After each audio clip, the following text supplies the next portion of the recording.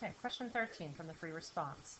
A philosophy professor has found a correlation of 0.8 between the number of hours students study for his exams and their exam performance. During the time he collected the data, students studied on average 10 hours and had a standard deviation of 2.5 hours. They scored an average of 80 points with a standard deviation of 7.5 points. Question A. Create the least squares regression model to estimate the number of points a student will score on the next exam from the number of hours the student studies. Demonstrate the entire process, including the use of formulas. So our overall answer we want in this format. Y hat equals A plus BX, where Y hat will be their predicted score, X will be their number of hours. So identifying that part first will help us to key in what are each of these values being represented by as far as values or variables in our formulas. Correlation was the 0.8. X bar would be the average number of hours studied. That was given as 10 hours. Y bar would be the average score on a test, and that was 80 points. S sub X, the standard deviation of hours studied, 2.5 hours.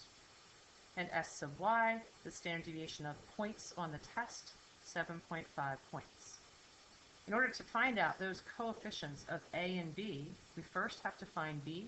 On your formula sheet you are given this formula, R times the change in Y over change in X, represented through their standardized measures.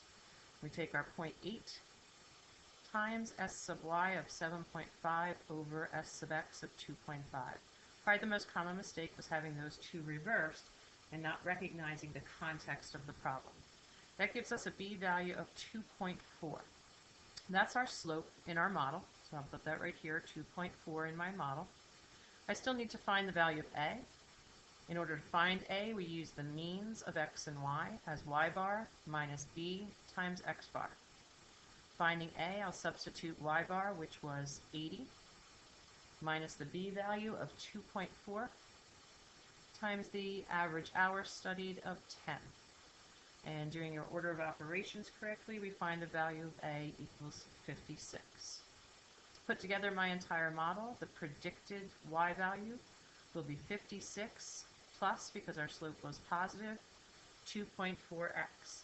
Putting it in context, that would be the score predicted, or exam score predicted, is 56 plus 2.4 times the number of hours studied. So part B, if I've done part A correctly and utilized that model for a student who studies 15 hours, what score should they expect if you're using that model? That score predicted would be 56 plus 2.4 times 15 hours. And that came out to a score, again predicted, we're not guaranteeing that score, of a 92 on that exam. And that would be what's necessary to show that entire process.